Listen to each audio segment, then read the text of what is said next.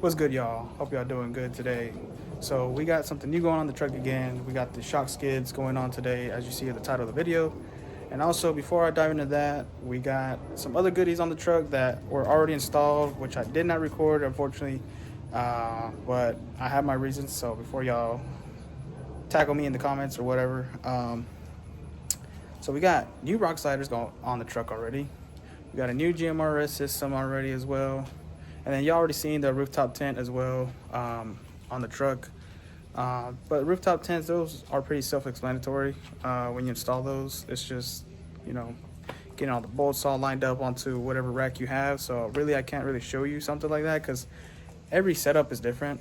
As far as that goes, I did have the sliders installed. I did actually record a video for that, but I wasn't too happy the way it turned out. And also it rained that same day, so I had to kind of rush it to keep the water off my back, which wasn't fun when installing these. And then let me see what else. And also I do have something towards the end of the video that I will show you, a quick little sneak peek of what's already on the truck. I didn't install it, but I'll show you towards the end of the video after everything's done. And don't just skip towards the end of the video, because at least watch it. Don't do me dirty like that. But it's definitely worth staying for, so definitely hold off to the end of the video as you watch me installing the shock skids, because reason why I'm doing this is so you guys can also follow along on the build of the truck. Y'all can see everything being installed, everything that we do to it, etc, etc. But yeah, let's dive in. Let's get these shock skids up on the truck and installed. So let's do that. So here's one of the things that we got on the truck. We are rocking the new Z1 off-road rock sliders on the truck. They look really good with the nice kick-up option. And also we got the GMRS radio inside the truck, so I'm gonna go ahead and show you that as well. So here is the Midland GMRS radio that we got installed. If you'd like to know how I installed this radio, let me know down in the comments below, and I'll try to get you a video of how I installed it, routed all the cables to it. So as you see, we got the cox cable running through the inside of the truck. Pretty sweet install, you can barely tell. And then also we got the 12 volt going up to the 12 volt plug, and we kind of tucked them in there. But like I said, I'll get a video for you guys. If y'all like, just let me know down in the comments and I'll get that made for you guys. And then here is the radio itself, right up on there. It did come with its own mount, but I always find the mount down on the floor, and it makes me mad that it always comes loose. So we got it up on the Z1 dashboard platform, which is magnetic. So we got it up on that for now, so I don't find it on the floor, because I do not want to damage this unit. But yeah, let me know if you want to see a video on this. Pretty cool, great comms and everything. And yeah, we're gonna go ahead and start the install with shock skids. All right, so let's get these shock skids opened up. I'm going to give you guys that full unboxing experience of me opening up the shock skids. So let's go ahead and dive into that. Don't mind my knife, because I do not have one. I lost it, so we're going to use a scraper tool to open the box, so do not judge. Did pretty well to open it up.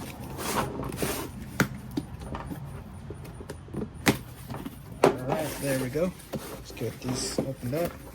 See what we got inside. Nice, neatly packed. Ooh, look at that, guys. Nice and shiny for sure. Definitely sturdy. All right, looks like we got our hardware that we're going to be using to put these on. Let's see. Oh yeah, so this is the piece that goes into the shock skid itself. Shows you what foot-pounds to use on it. So we're going to use 148 for these once we get them all bolted up. So that's one of them. I'm pretty sure the other one's inside here. Let's see. And sorry if the angle looks a little weird. I was trying to give you that full POV experience, but the camera's in my way, so I'm gonna have it to the side of me. So yeah, here's the other one for you. So as y'all see, we got two of those. Just put them up on the side. Pretty easy install. There's many videos like these, but the reason why I'm making this video is to keep you guys updated with the build itself. Because that's the whole point of this channel. Show you the ProjectD40 build experience. And then I'm pretty sure the other side is the same.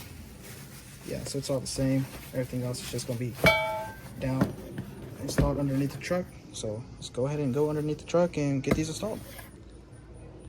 So now we're underneath the truck. We're going ahead and loosen these up. So this should be 19mm for you guys. If not, just find the appropriate socket. Or actually, let me put this, oop, knocked over the camera. All right, better. All right, so we're gonna get our socket on the left side and our impact on the right side. There we go, nice and easy. Just pull it on out. And I did just drop the washer. So give me one quick second to get that real quick. So the little slight hiccup that we found here when test fitting the shock skid itself, what others may not show you, and the whole point of this video is to be transparent and show you everything along the process. So you may come across, especially if you're off-road like myself, you may come across that these mends are mangled up like mine are. So what I did is I took a flap disc grinder and kind of smooth it out back up to somewhat of its original form, just to get the shock skid to line up, because I wasn't able to get mine to line up properly. So that wasn't fun, but it's okay. All we did was smooth out the edges on each side just so it gets back up to shape. And yeah, little pro tip for you, just use a flap disc grinder and that should get it all up nice and tidy for you to install your own shock skids of your own. So now we're gonna go ahead and install the shock skid itself. So we're gonna run our bolt through the shock skid. We start from the top and then work our way down. So yeah, that's a lot better from what it was before. We couldn't used to do this movement right here. And before I do that, I realized this moved out of place, so we'll kind of get it shimmy back in. And who says you need a lift to do this? I mean, you can just do it at home and save yourself some money. And there you go. All right, let's get it back in there. There we go. That's one side in. Now we're gonna run our bolt all the way through. There we go. And then we run our other, I don't know what you would call this, but we could just call it a little spacer, I guess, for now. Well, now it looks like we're running into fitment issues on this side, so we got to see what's going on. So yeah, like I was mentioning before, not a lot of people will show you everything when it comes to installing these, but if you offer like myself, you may run into the mend being mangled upward. So looks like we're gonna have to keep going and shave that off a little bit just so we can get it to clear the little spacer. So we're gonna go back up into there and go ahead and get it all cleared up again.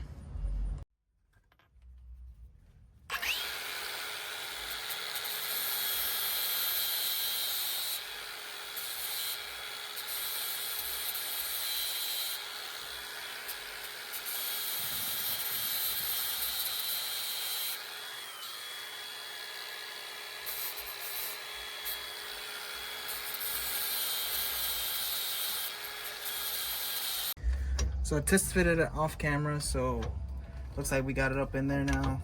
Just run your bolt through, make sure you put your little Z1 off-road spacer, I guess you can call it, and put it on through.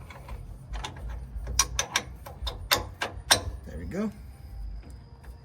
Now you get your nut itself, spin it into place. This may be easier with the socket, so I'm gonna just go ahead and grab my socket and just spin it on through.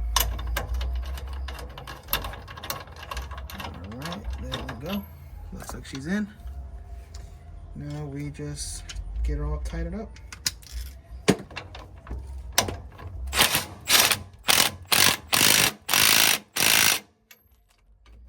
And that's it.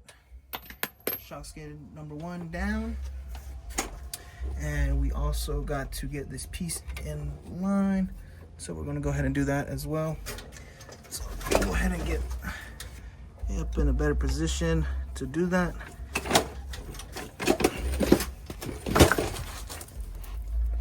All right, let's see.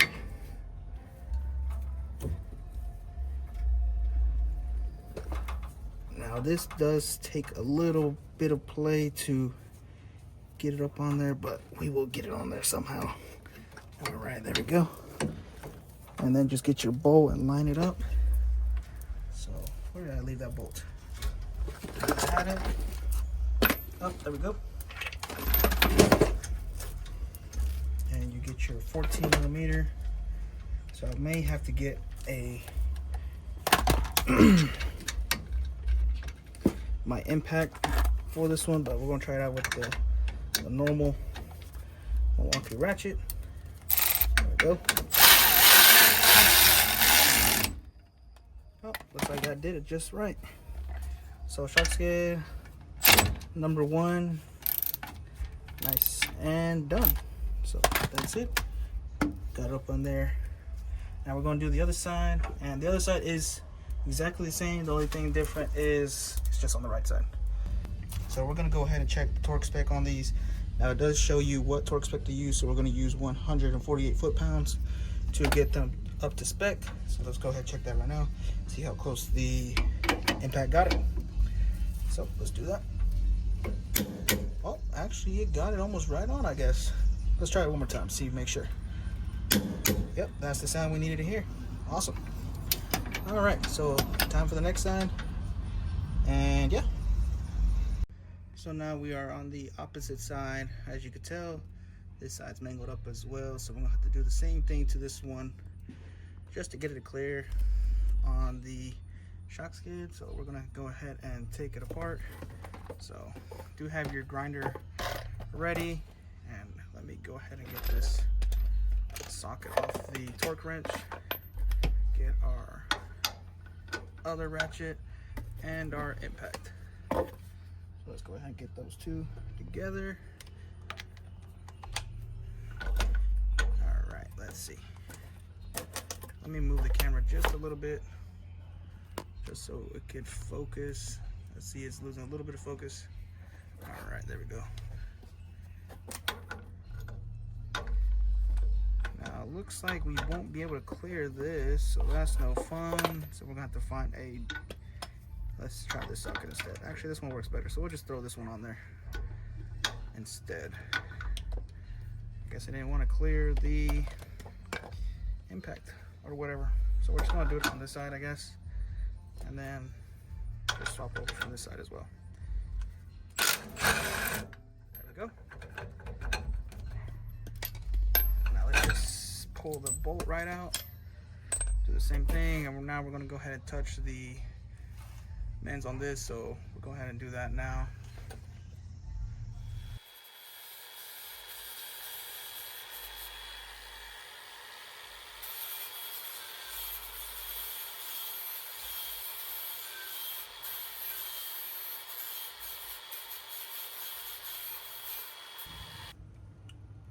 So cleared out just fine, but the other issue is, so I guess the previous owner or whoever did a, I guess you could say, shock replacement. It did have the original Bilsteins, which is still on, but they did not use the original bolt that goes through the shock.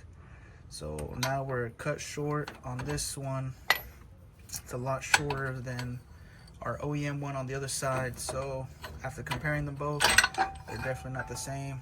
So we're gonna go run to the hardware store, get that swapped out, get the right size bolt for this one, and yeah, but really easy, guys.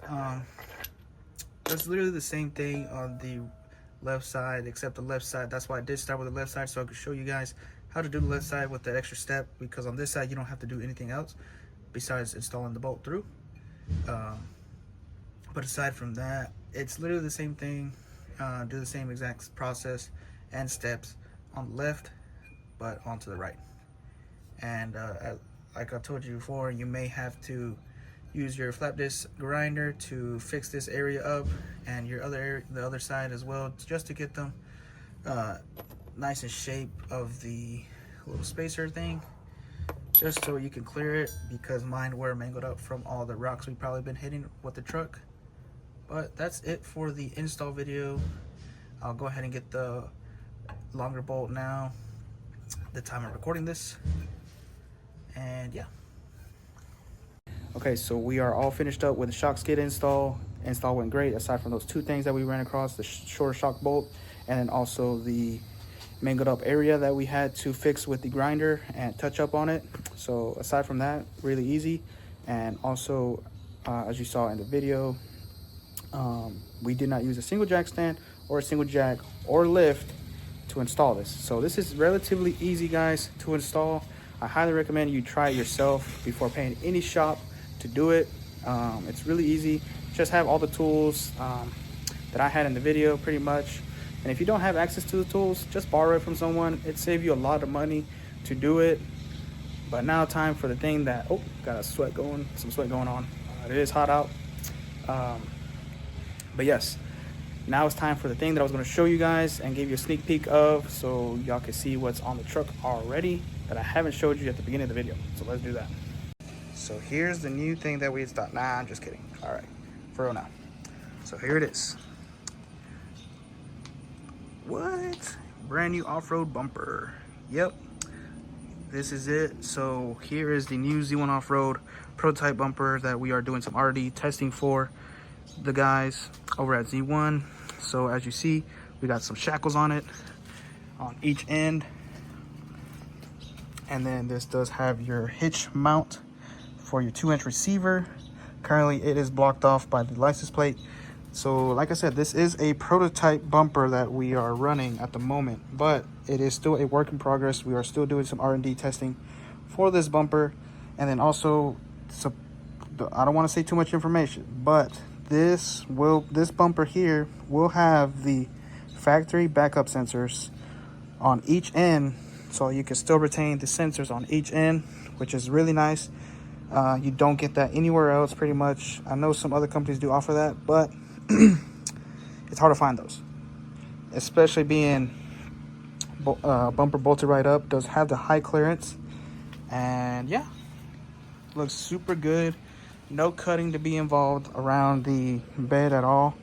You can cut along the bed and get that extra clearance, but you know, I'm those type of guys that not give myself extra work if not needed. And if we do end up having to need that extra bit of the bed cut off, then I will do it. But until then, there's really no need to cut the bed, because it already lifts up the back end a lot due to that high clearance on the end, on the bumper itself. And so what's also cool about it, I don't want to get too much information, like I said, but we will be able to do the backup sensors and other stuff that's going to be able to go on the bumper itself. But I will drop more info as I get it in and as I'm working with the guys to fully get this bumper out to the public. But yes, that is the new thing on the ProjectD40 build. So yeah, let me know down in the comments below what you think of this bumper, guys. But that is it. Hope you enjoyed the video. Again, like, comment, and subscribe if you liked the video, and I'll see you on the next one. Peace out.